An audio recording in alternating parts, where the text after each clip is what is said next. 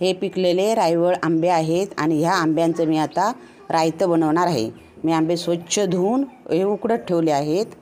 हे उकडलेले आंबे मी पाण्यातून गाळून काढले आहेत आणि मी आता हे सोलून पिळून घेत आहे। अशा प्रकारे सगळे आंबे मी हे सोलून घेतलेले आहेत। आंबे उकडले की त्यांचा कलर बदलतो। आता उकडलेल्या आंब्यांमध्ये 1 चमचा लाल तिखट, मीठ चवीप्रमाणे आणि गूळ चवीप्रमाणे टाकला आहे। इकडे फोडणीची तयारी करते आहे आणि तेल घातलं आहे। हे सगळं मिक्स करून घेते।